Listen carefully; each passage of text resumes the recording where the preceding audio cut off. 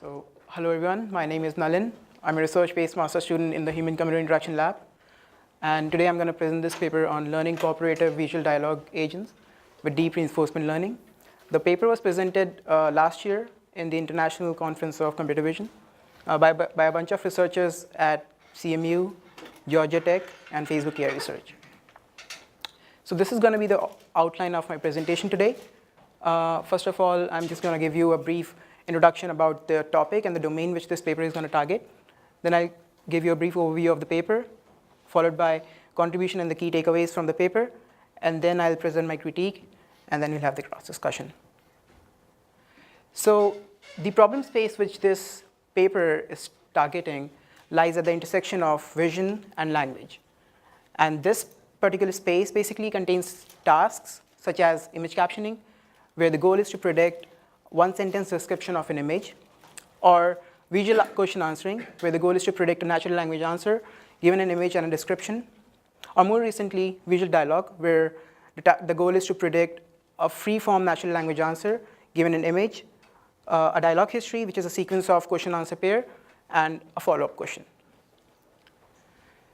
So the authors in this paper, they basically focus their work on creating a visually grounded conversational artificial intelligence. What that means is they want to create an agent that can see, that means that can understand the contents of an image, and that can communicate, means that can understand and hold a dialogue in natural language. And there could be many applications of this. For example, it can be used with visually impaired persons to better understand their surroundings, or it could be used by a security analyst to sift through large quantities of surveillance data. Now, the problem that the authors in this paper are going to tackle is basically coming from the previous work, because most of the previous work treated this problem as a static supervised learning problem.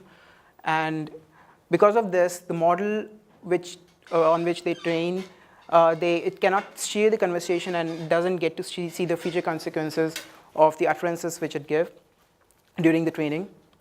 And the second problem is that evaluations are infeasible for utterances which are outside the data set. For example, if there is an image, it will only have one ground truth.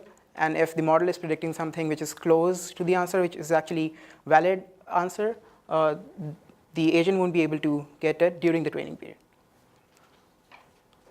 So to tackle that problem, the authors came up with a game called Guess Which was an image guessing game between a QBot and a ABot.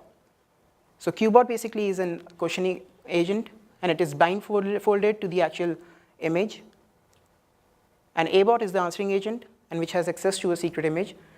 And the goal of this game is to make QBot make the right prediction of the secret image which ABot has.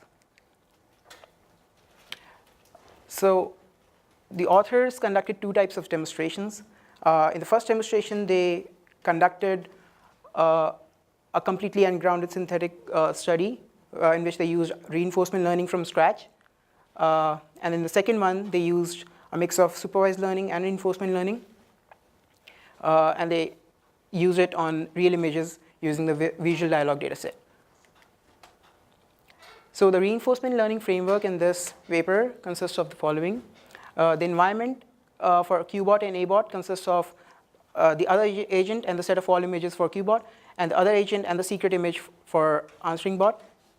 The action consists, for QBot, the action consists of a set of all possible questions, and for ABot, it consists of a set of all valid answers. The state here consists of the actual image caption and the sequence of question answering pairs for QBot. And for iBot, since it has access to the ground truth image, it has access to, it is part of its state, and then followed by the caption, the ground truth caption of the image, and the dialogue history. And since this is a cooperative game, the reward is same for both the agents, which is changing the distance to a true representation before and after a round of dialogue. So this is a bit of training details. The model was trained using supervised learning on visual dialogue dataset, and further it was fine-tuned with reinforced, which is a policy gradient approach. But there were a bit of other things that were needed to make it work, and first of those were curriculum learning. So the thing is, when the authors transitioned from supervised learning to reinforcement learning, there was a discrete change in the learning landscape.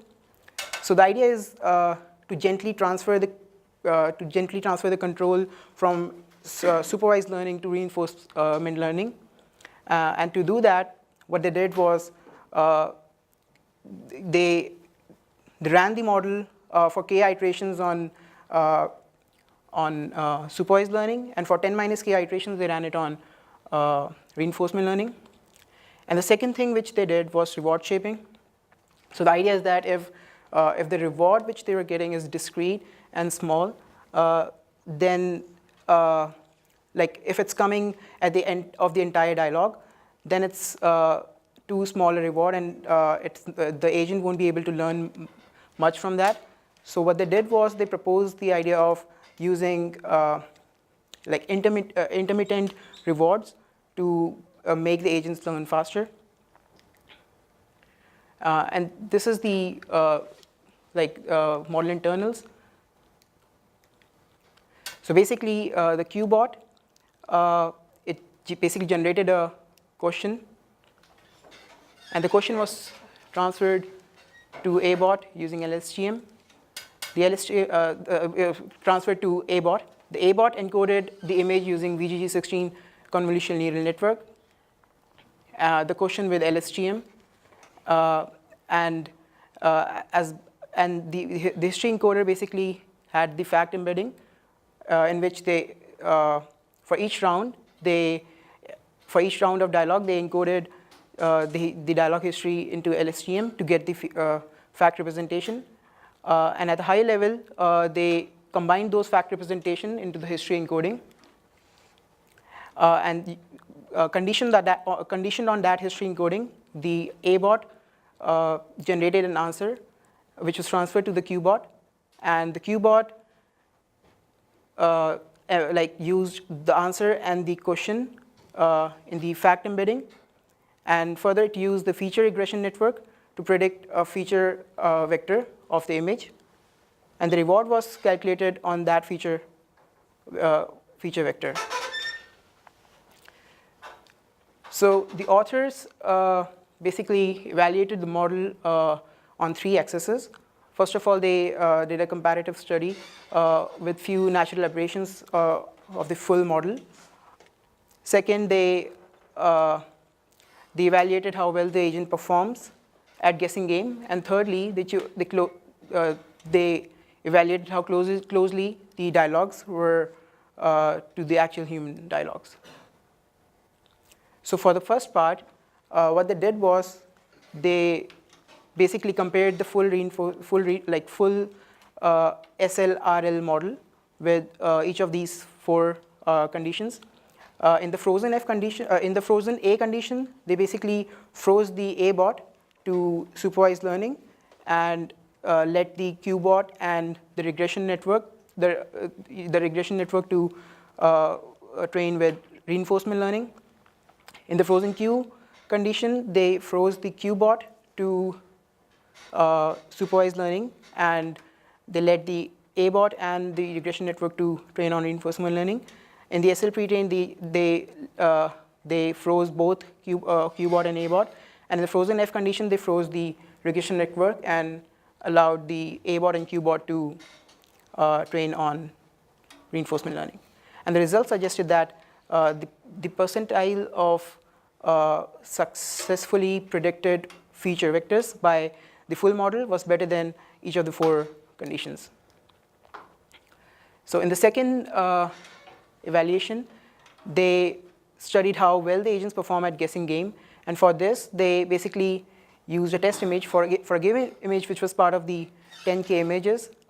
They extracted feature vectors for each of those images, and then they calculated the distance of those feature vectors from the feature vectors which was predicted by the model, by the QBot. And then they sorted it based on the distance to FC7 vectors. And then they gave the rank of it. For example, in this case, the rank is 2. And finally, in the third evaluation, they wanted to know how close are those set of dialogues to the actual human conversations. And for that, they did an interpretability study to measure whether humans can easily understand the dialogue between QBot and ABot, and how image discriminative the interactions are. For that, they basically gave them a set of 16 images, and they asked them to a set of 16 images and 10 dialogues between QBot and ABot, and then they asked the human participants to rate the best 5 images that fits the conversation history. So the mean rank for ground truth images in case of supervised learning was 3.70, and for reinforcement learning it was 2.73. The lower value is better in this case. And the mean reciprocal rank was 0.518 for supervised learning and 0.622 for reinforcement learning. And in both the cases, it is kind of indicated that reinforcement learning, the combination of reinforcement learning and supervised learning perform better than supervised learning alone. And this graph basically gives a high-level overview of how successful the reinforcement learning was compared to SL alone. Here, the average rank, the mean rank of the combination of SL, RL was 580 compared to the rank of 730 in case of supervised learning alone.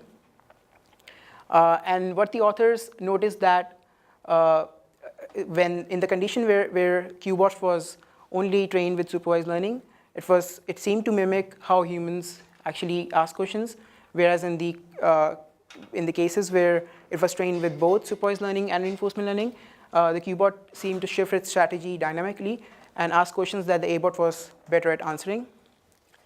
And they also reported that they did not code this strategy specifically into the agents, and this is something which emerged as a strategy to succeed at the image guessing game. And they also reported findings of another experiment in which they trained the agents using reinforcement learning from scratch, and they noticed that the two bots, the QBot and the ABot, they invented their own communication protocol without any human supervision, and the details of this paper was mentioned in a follow-up paper by the authors. So in my opinion, the core contributions in this paper is that the authors have proposed a goal-driven training of visual question answering and dialogue agents. And since the agents are based on self-taught, they have access to infinite data. They are goal-based, so they can do the evaluation on downstream tasks. And the agents are, the entire system is agent-driven. That is, the agent can learn how the other agent is better at, what the other agent is better at, and they can learn to deal with the consequences of their own actions. And finally, the primary contribution is they proposed end-to-end learning from pixels to multi-agent, multi-round dialogue to game reward, which moves the models from supervised learning on static data sets alone to reinforcement learning in the actual environment. Yeah, that's it.